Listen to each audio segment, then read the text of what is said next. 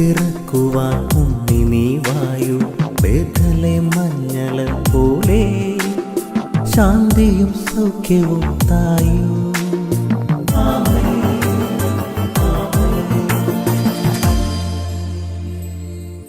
യേശുവിൻ്റെ ഏറ്റവും പ്രിയമുള്ള കുഞ്ഞെ, ഉൽപ്പത്തി 24:12.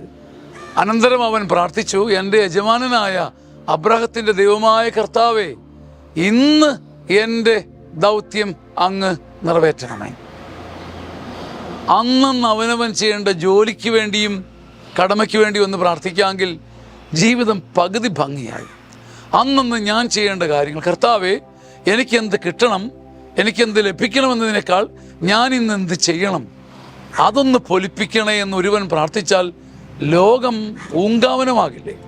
കർത്താവെ, അങ്ങ് ഇന്ന് എൻ്റെ ദൗത്യം, ഇന്നെൻ്റെ കടമ, ഇന്നെൻ്റെ ജോലി, ഇന്ന് ഞാൻ ചെയ്യേണ്ടത് വൃത്തിക്ക് ചെയ്യാൻ എന്നെ പഠിപ്പിക്കണമേ.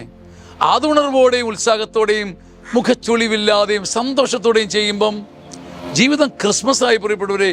ഉണ്ണീശോ നമ്മുടെ ചങ്കത്തുണ്ട്. നമുക്ക് കിട്ടേണ്ടതിനെക്കുറിച്ച് നമുക്ക് ആധിയുണ്ട്, ഭാഗ്യത്തെക്കുറിച്ച് പ്രതീക്ഷയുണ്ട്. പക്ഷെ ഞാൻ ചെയ്യേണ്ട ദൗത്യം, മൈ മിഷൻ, അതിനെക്കുറിച്ചൊരു കൊതി വരുമ്പം ജീവിതത്തിൽ ഉണ്ണി വന്ന് പിറക്കും. ആമേൻ. ദൈവതനയൻ മണ്ണിൽ പിറന്നേ പാടി നമിക്കാം.